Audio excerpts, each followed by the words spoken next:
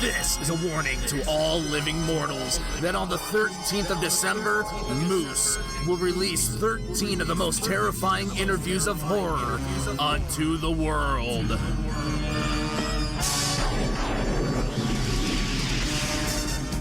That's right, 13 brand new episodes in the month of December, leading up to our season premiere. And until then, Horror Hounds, mash on.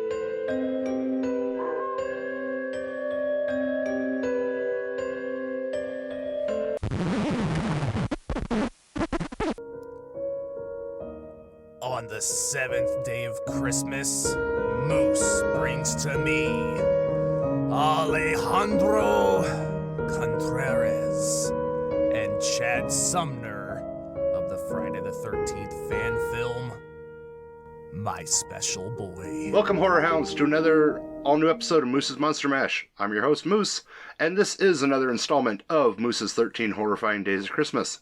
And today's a little special. And, you know, we're going to dive into the realm of Jason and another fan film released over the last year, My Special Boy. And to help us do that, we have Alejandro Contreras and Jason himself, Chad Sumner. How we doing, guys? I'm doing tremendous. Good. How are you? Good. So, this movie, it came out and just kind of, it's blown up a little bit. Like, how surreal is that? Just off the top. It's a little weird. It's a little weird. I mean, when you put something out there, you expect it to either go, either way. So it's doing pretty well right now. So, hopefully it just keeps going. I'm a big fan of the reception that it's been getting. Weekly, I love to take a look at the YouTube comments on the film itself and read them because, that's what you want. You want the feedback, and it's really interesting to read everyone's take on it, and it's exciting to me because it's creating buzz, and the fact that where it is right now, and it being placed in certain in film festivals, it's a very exciting time for the cast and crew. So. Mm-hmm. We're pretty stoked on it. Oh, definitely. And you guys, it was such a tricky market to slip into because the Friday the 13th fan film market is almost a genre itself. So you're not just doing a horror movie, you're doing a Jason movie, and it easily could have gotten lost in the shuffle, and you didn't. Yeah. It's funny you say that because fan films are becoming its own genre because of the lawsuit and all that crap with the actual Friday the 13th franchise. There's been some fan films, little fan films here and there, but as much as I don't want to give him credit, Vincent DeSanti came out with The Never Hike Alone. Looks awesome. It was an awesomely shot film. Mm-hmm. Looks great. Personally, not my favorite. It's very weak in story. It's Jason versus one guy, which is cool. It's cool. It's a great fan film concept, but he did that, and then others came out and did theirs. Peter Anthony did the Roseblood, Vengeance ones, and then James Sweet did Jason Rising. And I think Riley Lorden did Fall of Camp Blood. So there's quite a bit. There's quite a bit. So when I was first approached to do this, it was my buddy James Grimm, who is one of the directors on the film. It was his original idea to make a fan film of Jason. We did a little Halloween fan film that he shot on his cell phone, really low, but no budget at all. Out of his pocket, shot the finale at my mom's house. And I went from having a 5-second cameo to like having 3 different roles, which was cool. And he's like, hey man, you're tall, you're big. I'm like, well, first off, thanks. yeah. First off, I was like, if you need someone to play Michael, I'm down. Well, he's like, I already have a Michael, so, but if you want to be in it and blah, blah, blah, blah, blah. And then we got talking and he saw how tall I was, which I'm only 6'2", but only. Well, I mean, okay. I'm 5'8". You understand? And I think I'm on top of the world 6'2". Get out of here. Well, okay. How humble. I'm only 6'2". Yeah. Well, I'm just saying, compared to other guys who play Jason. Fair. That's fair. I'm not the biggest, nor am I the smallest, so it's cool. But Adrian, who played Derek in My Special Boy, was the Michael in that film. So, me and James developed a friendship, and he started talking about this idea to bring Sackhead back. And that's what originally My Special Boy was supposed to be. It was supposed to be very Sackhead heavy. Well, that obviously changed through countless production meetings and blah, blah, blah, blah, blah. Some people came into the project, left the project. So there was a lot of cooks in the kitchen at one point. So what went from very Sackhead heavy obviously came down to a little snippet that we see in the final product. And that's, it's fine. James, I think, would have wanted more Sackhead, but, it worked out, I think, for the best, because the design on the mask, the chevrons and stuff, this was all Michael Lawrence who designed this and did his own little... I say it's definitely a different, it's a different mask. Yeah, it's very. And that's what we wanted to do. I mean, even with the attire of Jason in this one, it's very sort of stripped down, minimalistic. Mm-hmm. He got a long sleeve shirt and brown pants. So we just tried to go for something different. And so many of these other fan films follow a certain sequel in the franchise. Like, Part 6 is a very popular one to follow. Roseblood followed Part 7 and so on and so forth. We originally went into this wanting to do what Halloween 2018 did, was make a legacy sequel to the original.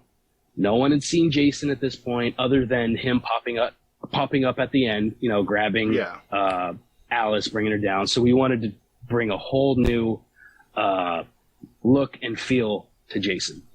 And then ultimately, I guess it became more of a soft reboot, I guess, because we kind of acknowledged some things that happened, but not really. The only thing that he says that all those kids, year after fucking year. So people could take, they could be like, okay, that they must mean, so-and-so from, part 2, part 3, whatever. But not really if you really think about it, if you think about the story, because Sean and Derek were kids when Jason drowned. That's what we were trying to allude to. So it was a little different. And, we obviously brought back the camp aspect of it, wanting to reopen the camp, sort of like part 2 with Paul and Ginny. And it worked. We brought in a bunch of colorful actors, most of which are based in L.A., trying to make this their actual job and actually succeed at acting. And then we have a couple, local boys like Alex here and Adrian and myself. We're not really professional actors, but we tried our best, and we, and it was fun, And so anyway, we just wanted something different, and we went in and came up with the basic concept, and we're like, okay, we're going to go shoot a trailer, and hopefully that'll be the thing that gets people behind us. Indiegogo, whatever. So I think that was January of 2021. We went and did that. We got everybody up there and shot this little trailer. which most of which did not make it into the final movie. I think the only thing that maybe did was me running after Kate.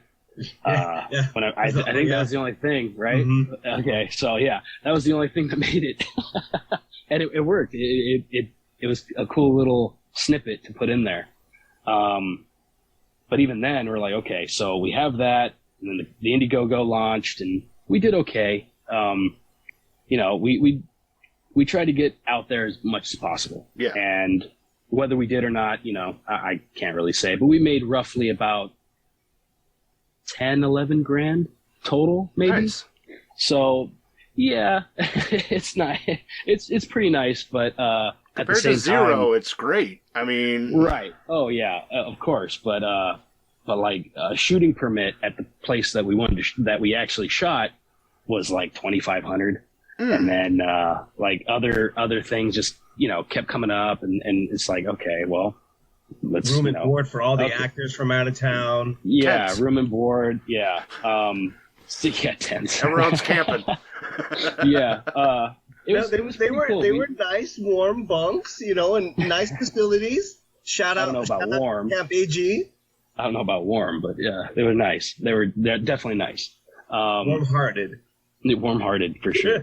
but it was fun, you know. It was almost like when they talk in the documentary Camp Crystal Lake Memories about how some of them actually slept on camp and, you know, on location, and it was like going back to camp. And that was just like us, because we shot the trailer in a week, and then we were supposed to go back to camera like 2-3 months later, but obviously it was COVID, so we couldn't lock down the location. There's a lot of going back and forth, and we finally got it, but by the time we got back to camera, it was 10 months later in November. So I was like, shit, all right. Well, long time at camp. Yeah. Well, I mean, everyone went home, but then once we got back to camera, it was 10 months later. It's like, shit, okay. Hopefully everyone looks the same. That's another reason why a lot of stuff from the trailer didn't make it, because no one matched what they looked like 10 months earlier. So, but yeah, we went November of last year and shot it again in a week, the whole movie in a week. Well, most of the whole movie. I'll get to that. Everything was really good, and we went to shoot the ending, and it was like 4 a.m. when we ended it, when we finished, when we wrapped, and we're all like, okay, we're feeling pretty good, you know. At this point, we don't care. We're just too tired. We just want to go home, you know. And we got back. We started watching the footage, started putting the movie together, and all of a sudden, we see the ending, and it's like, ooh, no, okay, no, this needs to be changed. Of all that stuff, we have like a 5-minute edit of a fight. Like Jason looks like a badass through the whole movie, and then all of a sudden he's done in like nothing, 2 swings. Like, no. So then we had to set up reshoots. So it's like, okay, so here's some more money. So a lot of it came from the Indiegogo, but a lot of it also came out of pocket. Oh yeah. And so we had a 90% finished product, and so we're like, okay, so when can everyone do it? Oh, okay, you're busy. All right. How about here? Nope. Okay. So by the time we got back again to camera was another 6 months, from November to April of this year. And it was a small shoot. Only a few of us had to be, you know, back for that. But we really restructured that whole ending. We had it in our minds and on paper in the script of what we wanted to do. And then we got back to camera, and some things had changed. Some of the locations had changed. So we're like, shit, how are we going to do this now? So we almost had to come up with it on set. We had to keep doing the other reshoots that we missed, and we're like, okay, let's get all this out of the way, and then let's slowly put together this ending. Well, again, we you know, a lot of ambitions, but like, you know, none of us are stunt people. I took quite a beating, but that was me. I didn't really care. We weren't going to put our actors and actresses through that, you know. because they had me flipping people over my back and, throwing them this way. And it's like, okay, we're not doing that. So ultimately what we came up with was what we saw in the film. And for what it is and how chaotic it was and like how much of a time crunch we were on, everybody was in great spirits. Everybody was, down for whatever. Everybody came back happy. Everyone came back ready to work and ready to put in, more hours. I mean, I think we shot, I don't know the actual number. Braden Timmons, our other co-director, who did a couple he did a fan film sequel to H2O called The Haddonfield Nightmare. And he plays Sean in the film. He's I guess you can say hero, but in reality, he's probably the actual villain of the film. Right. And we give him shit in the cast group chat all the time. We're like, no, dude, you're the real fucking villain of this film. Jason's just doing what he's told, He's protecting his land. Yeah, pretty much. I mean, listening to his, his mom, who's in his schizophrenic head. So, so as chaotic as it was, and everyone was still in good spirits. There was a wild card, and that was our SFX guy. He was a little too, what's the word? Rambunctious? That's the word I was going to use. That's the word. That's the word I was going to use. Oh, man. There's no other word in the English language I could... Yeah. V was sweet. V was a sweetheart. But Taz was a little...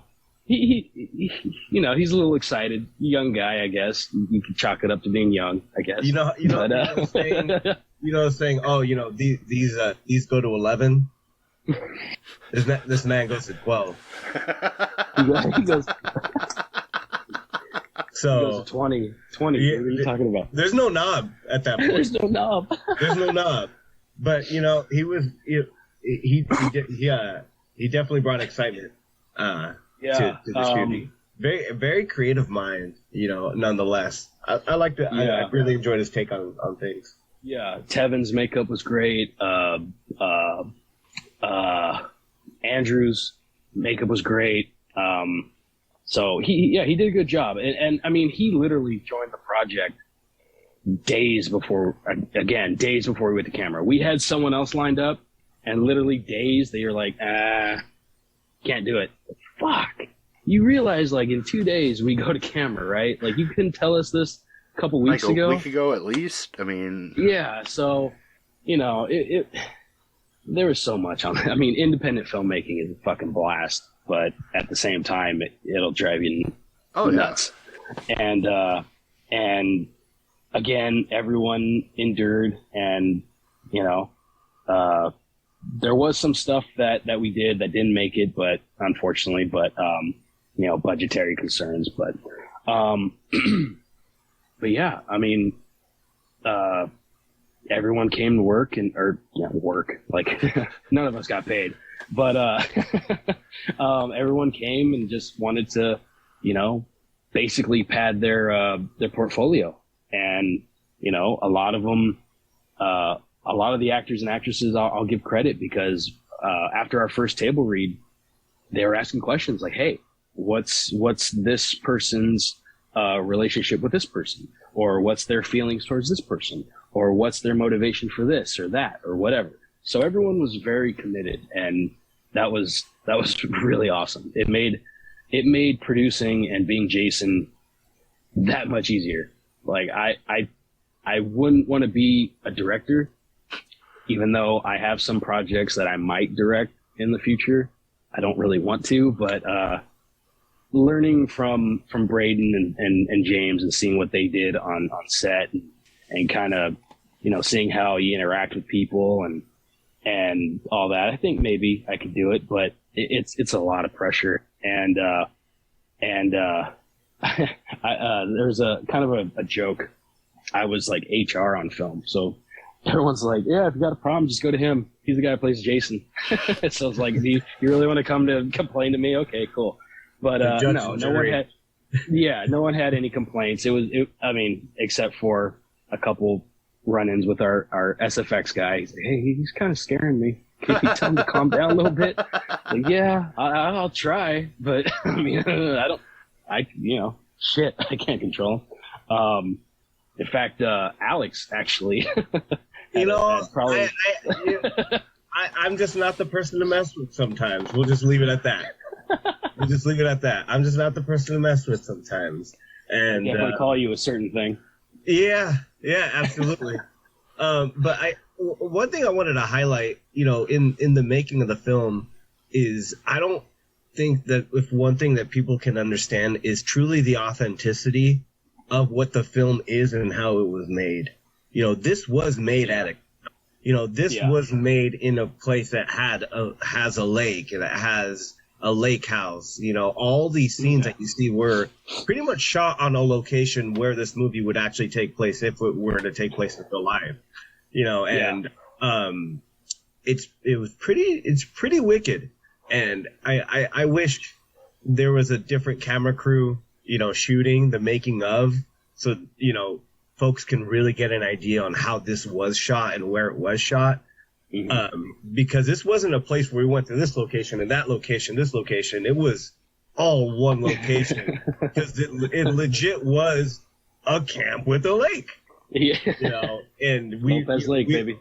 Yeah, and shout out to Lopez Lake and the staff and everybody there to allow us to act fools as much as we did. And I guess it's just a real piece of fate for us to live so close to that and have that as a resource. So we lucked out big time with that. But I just wish the viewers of the film and people into this this genre can truly appreciate on the actual location that this film was shot at, because frankly, I think once this location gets leaked a little more throughout the viewing of this film, people are going to ask where it is, and I would not be surprised if another film took place there. Well, and I mean, I do want to ask, Alex, since you're not a horror person necessarily, what was this experience like for you? I mean, you're not really like. Generally, when the fan films come up, you expect people like, yeah, I've been into horror my whole life. This is like a dream role. And then you're like, I'm here. Pretty much. That's exactly what it was. And, I'm aware of fan films because I guess it's not even a genre, but my favorite film of all time is Ghostbusters. So Ghostbusters in itself, there's a ton of fan films. Yeah. So there's appreciation from me for fan films in itself. So when I was Jimmy, the director, him and I worked in IT together, and I knew about his passion in horror and he makes masks and molds of a lot of horror memorabilia. And him and I just became instant friends. And one day I just got a call and he was like, hey, are you interested in this role? Like, have you ever done acting before? I was like, I have actually. And then he was like, are you in? I was like, sure. And then I found out Chad was a part of it. And I grew up with Chad. So I was like, I'm in it even more. I recommended you to him. Yeah. See, there you go. You know what sold him on it? What's that? Your fucking performance at that Pioneer Valley. Oh yeah, see the talent show when you got up there and just started.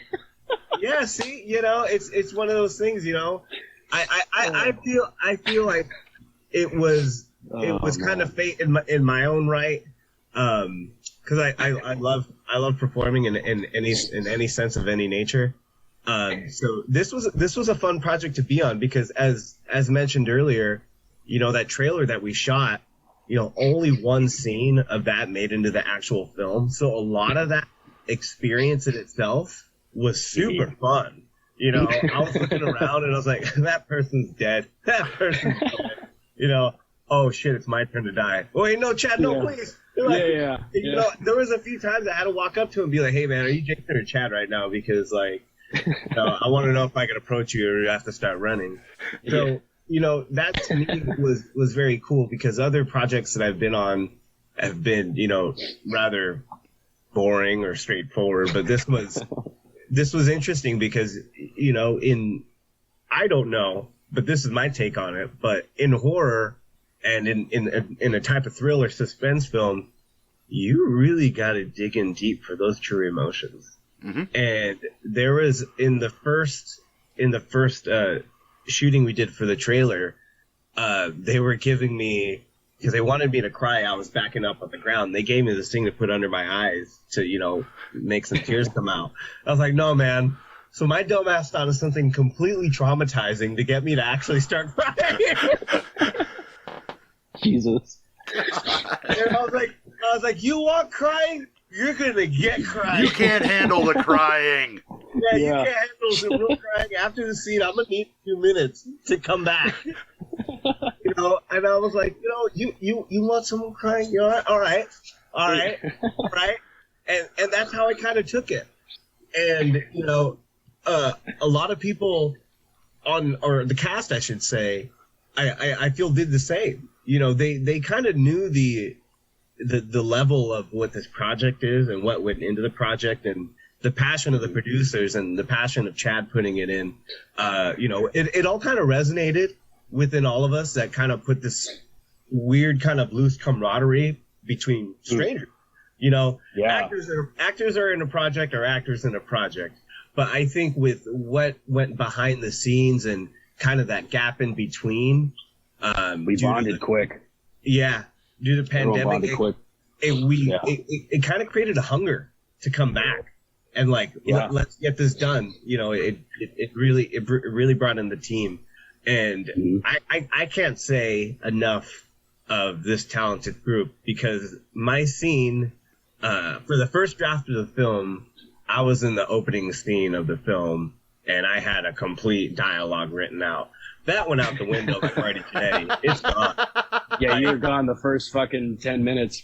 No, I made it all the way into 38 minutes, baby. Yeah. I am, you know, so when we were shooting my scene, I felt completely comfortable with the direction we were going because I was given a lot of freedom on my scene. So my whole scene was ad-lib. Yeah. It was completely ad-lib. It was completely improv. And I knew I can do it because my scene partner, Christian, is a brilliant actor. And I know that I can trust him to riff. So my scene was a complete riff. And that was naturally me. You know, I'm that dumb. You know, you go back and watching this, and I said, you know, all the chicks I invited came. Dude, you only invited 2 chicks. Yeah, but they both came. Yeah, but they both came.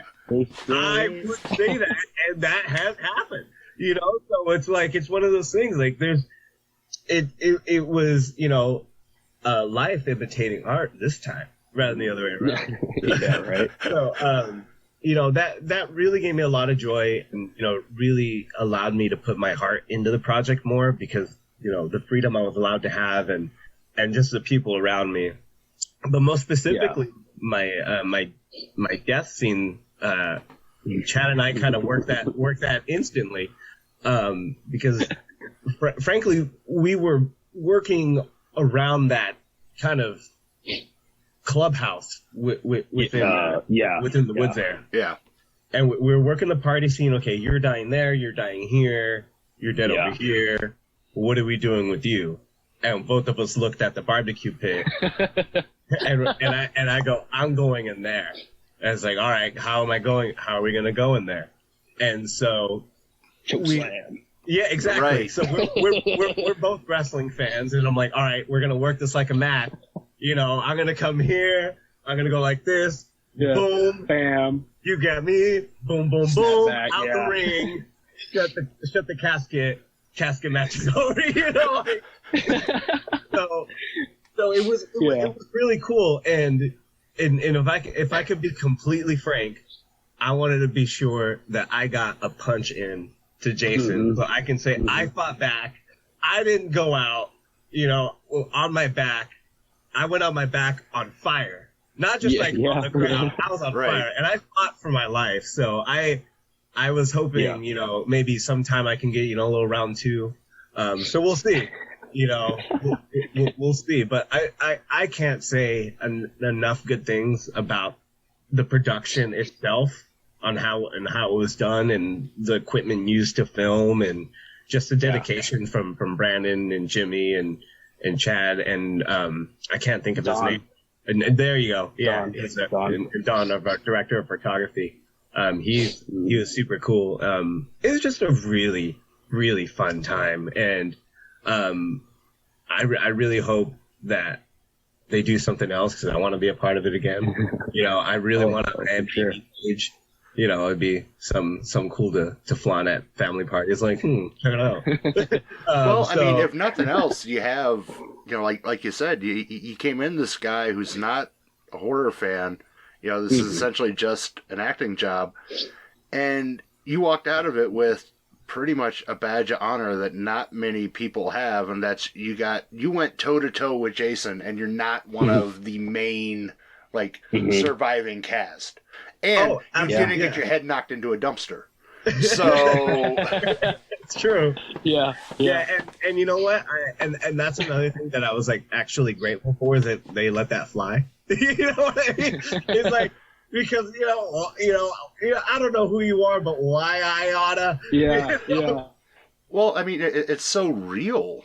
Fight. It was Fight or flight. What are you gonna do in that situation? You turn around, you see the dude in the fucking hockey mask and shit. I say you're caught between hockey mask guy and the wall of the building. Well, I can accept my fate, or I can start swinging, and that's what happens. And I think again I'm really appreciative of that because that brought in actually realism. Because I feel like a lot of us would do that. Right. I think the 3 of us in this room would do the same. You're like, oh, what the hell? No. Yeah. Oh yeah. It's really cool. And as you mentioned, Paul, coming as an outsider, if you will, not new to the genre, in acting to it. I found that what we did was really different. And you mentioned it earlier, with the sack head making an appearance. That's one thing that I really heard a lot of, post release of this movie in a lot of different, reviews that people are giving is Sackhead Jason is back. I can't believe they touched on Sackhead. You're like, and to me, that's new. I was like, LOL, what's a Sackhead? So so I had to go back into my Google machine and I did a little reading up on it, and I was like, you know what? What we did is actually pretty badass. And I was like, yo, we brought Sackhead back to this. Know this?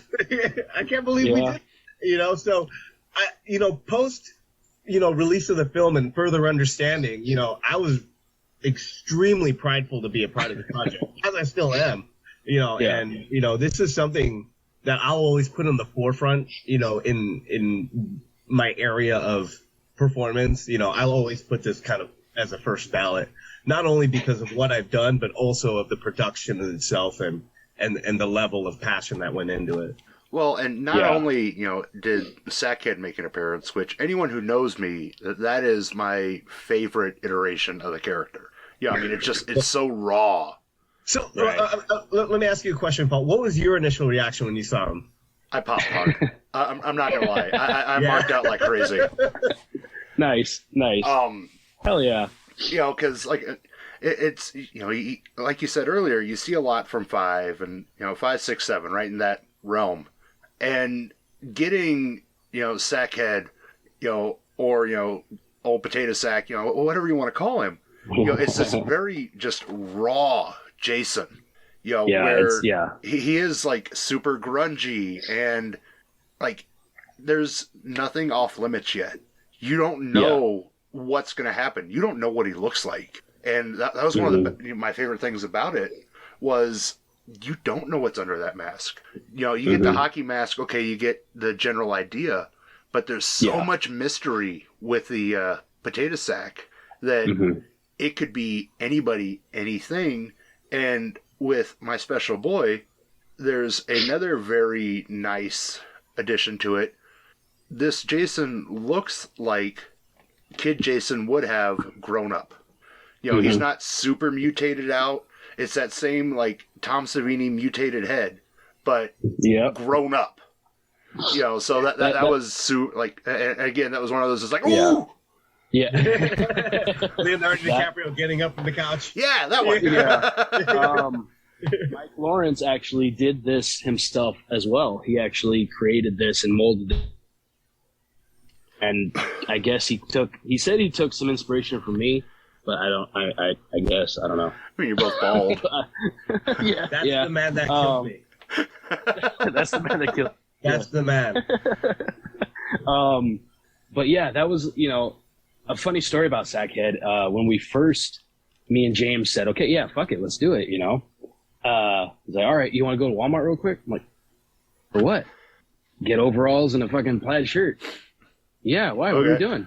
Okay, yeah. So we went there, went to Home Depot, got the pickaxe and shit, and went to my mom's house. She's got a bunch of trees in front and stuff, right?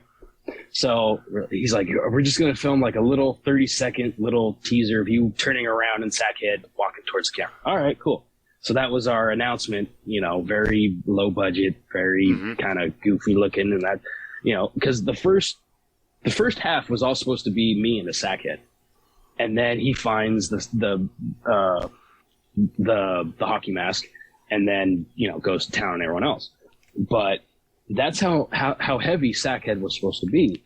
So we in that flashback, when you see him, you know, or when you see me, you know, I look down, see the hockey mask, and I start pulling off the sack, and then right when you think you're about to see something, it just, you know, fizzes out, and it's like, that was a great way to kind of fuck with the audience. So, so we had some fun with it. It wasn't as much as like I said earlier, James would have wanted, but we still had some fun with it.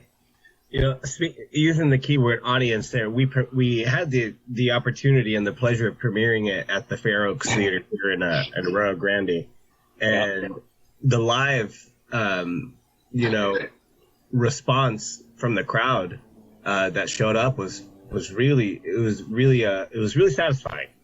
It was really satisfying in the sense of not only are we getting genuine reaction from the scenes, but it was satisfying that, you know, they were there. So, you know, it was really. You guys hadn't seen the final product at that point, so getting your guys' reaction too was great. 100%.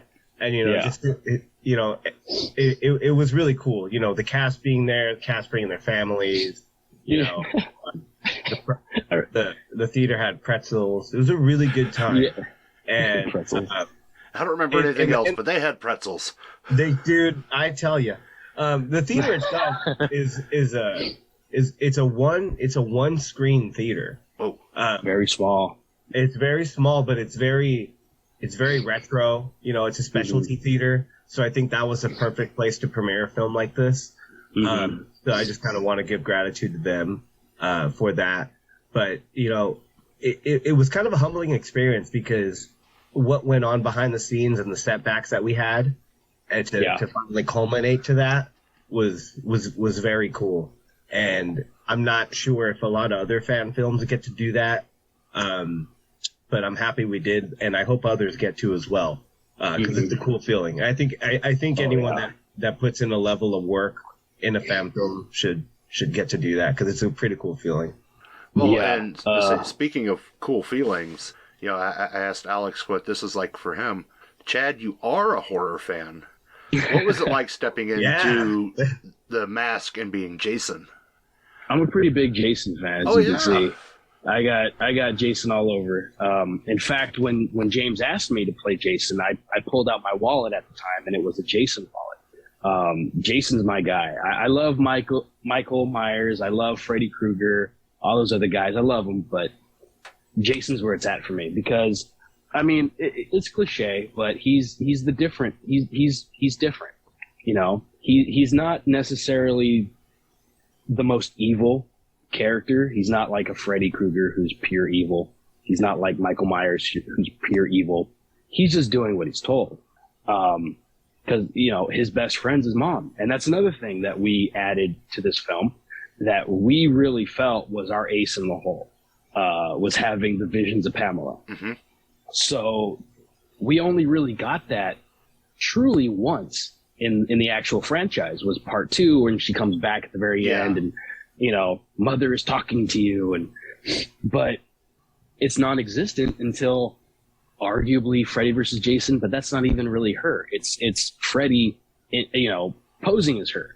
So that's not really her. So we wanted to go back and be like, okay, so what would she really be saying to him? Yes, what is he hearing that's driving him to do all this? Right, and that was Braden's idea. He brought that up, which we all kind of wanted that, but he was the first one to say it, and we're like, fuck yes, let's do it. I wanted the same thing. Let's do it. So the actress who played her, who I lovingly call Mom every time I talk to her, Gia Rose, she knocked it out of the park. And that was not her original character. She was actually maybe the 3rd, 4th person we casted, like 2.5. This was back in 2020 when we first did our first initial casting.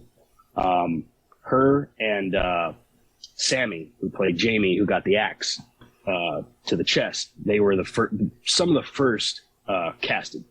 So they stuck with us to the end. But she was actually supposed to play April, Braden's girlfriend. Well, she was like, yeah, I don't really, I'm not really resonating with that character. So, she begged James to play Pamela. Well, and he's like, well, it's going to cut down your screen time. And we don't, we're still figuring out how much we want to use of her. I don't care. Even if it's like 5 minutes in the beginning, I want to play Pamela. And we did our first table read, and at the very end, the original ending, it cuts to black and you just hear her voice. It's not over, Jade, get up. It's not over, whatever she says. And she did it. And actually that made her recording, the way she did it in that very first table read, is what you hear at the end when Derek smacks me with the pickaxe and I'm on the ground. She's like, get up, Jason. It's not over. Get up. Yeah. Finish what you started.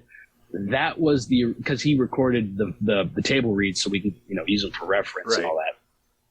He threw that in there and he gave it to our editor and he threw it in there. And it was like, oh shit. So everyone kind of popped. It was like, oh, that was our first fucking table read. Holy shit. So, again, she fucking knocked it out of the park, and what she brought to it, that's what I think most Friday fans wanted to see from Pamela in the subsequent sequels. Mm-hmm. I know Jason Rising brought her back, but she was headless and she was killing, which was cool, a different take on her, but we wanted something more psychological. So that's what ultimately, we saw. And then, we kept getting asked, are we going to see her? Are we going to see the moment where she breaks, Because we had scenes of her running up to the lake, to the water, clenching the shirt and, crying, breaking down on the beach there, thinking that her son just drowned. And we don't see the moment where she truly snaps. Well, we went back to reshoots and I'm like, hey, can I have a cameo?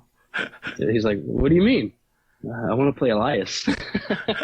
So that's where the opening came from. And I was like, all right, you get to kill me. So that, and I have some outtakes from that. Like I even have some outtakes of me and Alex going through his death scene. And it's funny because Victoria was freaking out. No, be careful. Don't throw him so hard. It's like, he's fine. Just fucking toss him in there.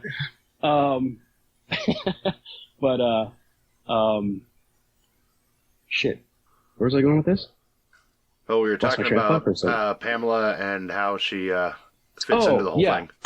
Yeah. So that was improv. And to touch on what Alex said earlier, the improv, his scene that he improvised, we gave him basic lines. I mean, we couldn't write dialogue. We knew that. I don't even attempt to write dialogue. But as long as you get the basic message across, say it however you say. You know, if it however comfortable it makes you and more invested it makes you, perfect. Just go for that. Get the general idea of what you're supposed to say, but say it how you would say it. So I'm sitting there and I'm supposed to be drinking, I don't know, tequila or whatever it is, vodka, who knows. And I'm just thinking of things to say, and I'm like, okay, how am I going to be a dick, but not be too much of a dick? And so I start saying these things. It's like, oh my God. And it's like, yeah, that's the best news I've heard in a year or whatever, blah, blah, blah, blah. And then after she turns around, I'm just like, where's supper?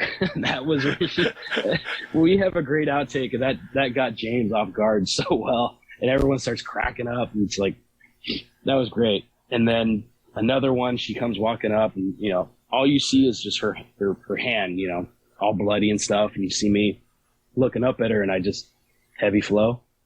And so like shit, just, you know, it was great. It was great, but it was a lot of fun, you know. But yeah, it was cool to add Elias and that little, relationship. That little, yeah.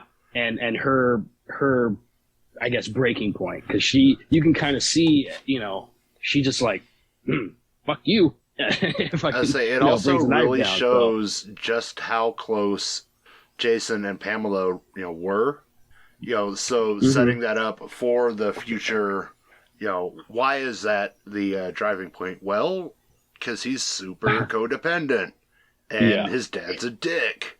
Yeah. And so, and seeing that on the screen, almost shot for shot out of the comic, was fantastic. Yeah, we didn't try to do that shot for shot, but it just ended up that way. Yeah.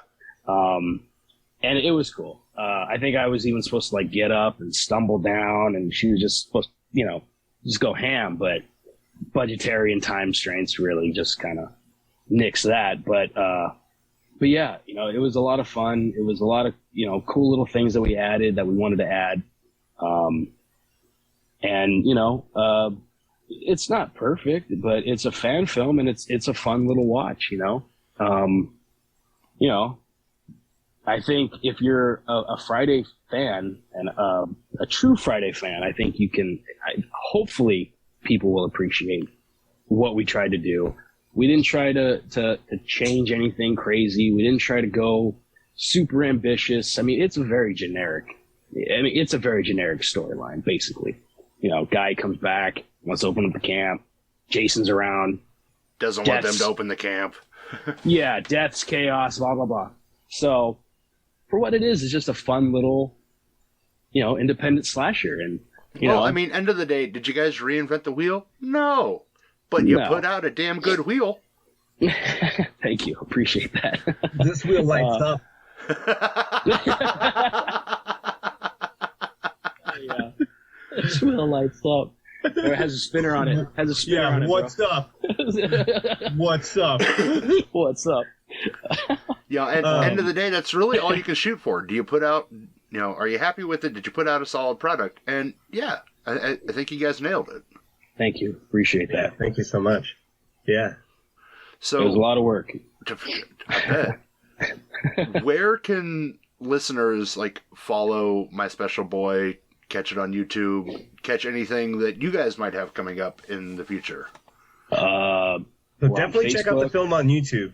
Definitely check out the film on YouTube. My Friday the 13th, My Special Boy fan film. It'll be the first result. It's got Chad's face on the cover. Give it a click, give it a like, ring the bell. Ring the bell. Ring the bell. Share it with your family, share it with your friends. I showed my grandma. She said, with your enemies. Yeah, share it with your enemies, dude. Yeah, anybody.